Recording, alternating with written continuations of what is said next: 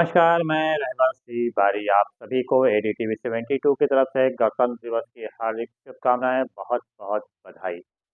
आज के इस बुलेटिन में बात होगी बिहार में चल रहे सियासी घमासान की, बात जोड़ो न्याय यात्रा की ईवीएम को लेकर मचे हुए घमासान की, देश में उल्लास के साथ मने गणतंत्र दिवस की और अंत में बात होगी आंध्र प्रदेश में भारतीय जनता पार्टी को लगे तगड़े झटके की। शुरुआत करते हैं आज की सबसे बड़ी खबर से, जो कि पिछले 48 घंटे से लगातार सियासी सरगर्मी बिहार में मची हुई है।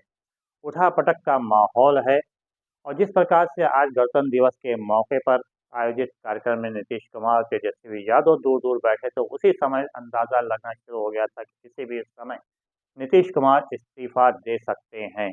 और जैसा कि संभावना व्यक्त की जा रही है कि आज देर शाम तक नीतीश कुमार इस्तीफा दे देंगे और इसके बाद 28 जनवरी को नीतीश कुमार एनडीए के साथ मिलकर सरकार बनाने का कार्य करेंगे। हालांकि वहीं दूसरी तरफ राष्ट्रीय जनता दल ने भी संभावनाएं शुरू कर दी हैं, क्योंकि राष्ट्रीय जनता दल के पास अगर देखा जाए तो कुल गठबंधन के पास 114 सीटें हैं, अगर कांग्रेस और लेफ्ट को मिला दिया जाए उसके वो 8 सीटें कम हैं। ऐसे में उन्होंने, जहां तक कि जो बातें चल रही हैं उसके अनुसार, जीतन मांझी और चिराग पासवान एक बड़े तुरुप का पत्ता साबित हो सकते हैं इस टाइम राष्ट्रीय जनता दल के लिए। और राष्ट्रीय जनता दल ने तो यहाँ तक कि दावा, अंदर सूत्रों के अनुसार जो दावा किया जा रहा है कि तेजस्वी यादव मुख्यमंत्री बनेंगे और नीतीश कुमार जो हैं वो अपने ही जाल में फंस गए हैं। जी हाँ, यह बिहार से जो सूत्र सामने आ रहे हैं निकल कर, वहाँ एक तरफ जहाँ पे नीतीश कुमार जो हैं वो एनडीए में शामिल होने जा रहे हैं और एनडीए के साथ मिलकर सरकार बनाने का दावा किया जा रहा है, और ख़ास तौर से गोदी मीडिया भी इसको गोदी मीडिया के द्वारा भी उछाला जा रहा है कि नीतीश कुमार कभी भी इस्तीफा दे सकते हैं। तो वहीं राष्ट्रीय जनता दल ने भी अपनी कमर कसे। लालू यादव, जो कि राष्ट्रीय दल के राष्ट्रीय अध्यक्ष हैं, और उन्हें चाणक्य माना जाता है राजनीति का, उन्होंने भी शुरुआत कर दिया है। और सूत्रों के अनुसार ये बात सामने आ रही है कि जीतन मांझी से उनकी बात हुई। इसके अलावा जनता दल यूनाइटेड के भी कुछ विधायक हैं जो राष्ट्रीय जनता दल के संपर्क में हैं। तो अंदर से दावा ये भी किया जा रहा है कि जैसे ही नीतीश कुमार इस्तीफा देंगे, राष्ट्रीय जनता दल अपना दावा छोड़ देगी सरकार बनाने का और तेजस्वी यादव मुख्यमंत्री बनेंगे और नीतीश कुमार अपने ही जाल में फंस जाएंगे। नीतीश कुमार की खैर आदत है 2013 से लेकर अब तक, मतलब चौथी बार वो पलटी मारेंगे, और अ, उनके बारे में कहा भी जाता है कब वो क्या कर दें कुछ पता नहीं है। ज़ाहिर-सी बात है, अभी भी कुछ इंडिया गठबंधन के घटक दलों को उम्मीद है कि नीतीश कुमार इंडिया गठबंधन में ही बने रहेंगे, जैसा कि अखिलेश यादव ने प्रेस कॉन्फ्रेंस करके कहा कि ऐसा नहीं है।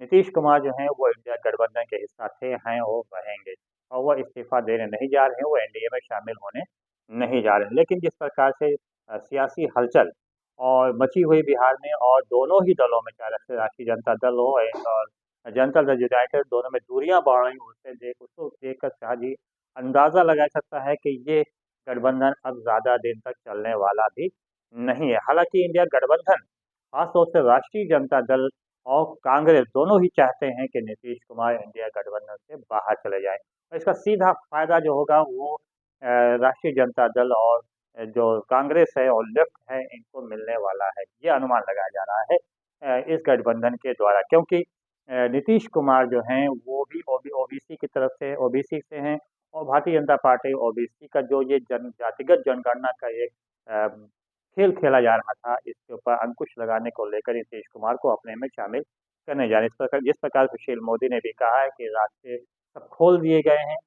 लेकिन उन्होंने सीधे तौर पे ये नहीं कहा है कि नीतीश कुमार उसमें शामिल होने जा रहे हैं। बहरहाल जो सूत्र हैं सामने आ रहे हैं उससे तो यही लग रहा है कि नीतीश कुमार बुरी तरह से अपने ही जाल में फँस गए हैं, और इसका पूरा लाभ जो है वो राष्ट्रीय जनता दल इस टाइम उठाना चाहता है। क्योंकि जिस प्रकार से राष्ट्रीय जनता दल में सक्रियता बढ़ गई है और लगातार बैठकों का दौर शुरू हो गया है, लालू यादव, तेजस्वी यादव के साथ अन्य जो बड़े नेता हैं राष्ट्रीय जनता दल के, उन्होंने अन्य संभावनाओं पे काम करना शुरू कर दिया है। और दावा ये किया जा रहा है जनता दल यूनाइटेड के कई विधायक जो हैं राष्ट्रीय जनता दल के संपर्क में, इधर नीतीश कुमार इस्तीफा देंगे, उधर वो सारे विधायक टूट कर राष्ट्रीय जनता दल में चले जाएंगे। उधर जीतन मांझी को डिप्टी सीएम बनाने का ऑफर दिया गया राष्ट्रीय जनता दल की तरफ से। इससे सूत्र की बातें हैं जो बाहर छलक कर सामने आ रही हैं। जीतन मांझी को डिप्टी सीएम बनाने का ऑफ़र दिया गया है और जीतन मांझी इस पर तैयार भी हैं। तो ऐसे में अगर ऐसा होता है तो काफ़ी उठापटक अभी आगे 48 घंटे में देखने को मिलेगी। फिलहाल निगाहें तो सबकी पश्चिम बंगाल पे भी लगी हुई हैं, जहाँ पर भारत जोड़ो न्याय यात्रा पहुँची। असम से होती हुई ये न्याय यात्रा पश्चिम बंगाल में पहुँच गई, जहाँ पे 26 जनवरी मतलब आज और कल वहाँ पे रेस्ट लिया जा रहा है और राहुल गांधी जो है विशेष हेलीकॉप्टर से वो दिल्ली पहुँच गए हैं। इस बीच ममता बनर्जी जिन्होंने साफ इनकार कर दिया था कि भारत जोड़ो न्याय यात्रा में वो शामिल होने नहीं जा रही हैं और उन्होंने ये भी कहा था कि पश्चिम बंगाल में वो अकेले चुनाव लड़ेंगे, किसी गठबंधन में के साथ चुनाव नहीं लड़ेंगे। हालाँकि उन्होंने ये कहा था कि इंडिया गठबंधन का वो हिस्सा बना रहेंगे, अन्य देश के अन्य क्षेत्रों में वो इंडिया गठबंधन का साथ देंगे, लेकिन पश्चिम बंगाल में अकेले चुनाव लड़ेंगे और उन्हें उनका जो दावा था, उनका कहना था कि वो भारत जोड़ो न्याय यात्रा में भी शामिल नहीं होंगे। लेकिन शाम होते-होते कांग्रेस पार्टी के राष्ट्रीय अध्यक्ष मल्लिकार्जुन खड़गे ने ममता बनर्जी से फ़ोन पर वार्ता किया और सूत्रों के साथ ये बात सामने आ रही कि ममता बनर्जी कुछ दूर तक भारत जोड़ो न्याय यात्रा के साथ चलने के लिए तैयार हो गई हैं। साथ ही साथ उन्होंने ये उनकी तरफ से ये भी नरमी बरती जा रही है कि कांग्रेस के साथ कुछ सीटों को लेकर गठबंधन हो सकता है। मतलब अभी गठबंधन पे बात हो सकती है। बहरहाल अभी लोकसभा चुनाव आने में कम से कम 2.5 से 3 महीना है और इस बीच देखना ये होगा कि इंडिया गठबंधन का अस्तित्व रहता भी है या नहीं रहता है। बहरहाल जिस प्रकार से उठापटक शुरू हुई है, उसको देखते हुए ऐसा लगता है कि अभी काफ़ी उतार-चढ़ाव इस सियासी माहौल में होगा। वहीं दूसरी तरफ देखा जाए तो आंध्र प्रदेश में भारतीय जनता पार्टी को तगड़ा झटका लगा है। उसके पूर्व सहयोगी रह चुके टीडीपी यानी तेलुगुदेशम पार्टी के साथ एनडीए में शामिल किए जाने का प्रयास भारतीय जनता पार्टी की तरफ से किया जाता था, लेकिन चंद्रबाबू नायडू ने साफ इनकार करते हुए कह दिया है कि वो किसी भी गठबंधन में शामिल होने के लिए नहीं जा रहे हैं।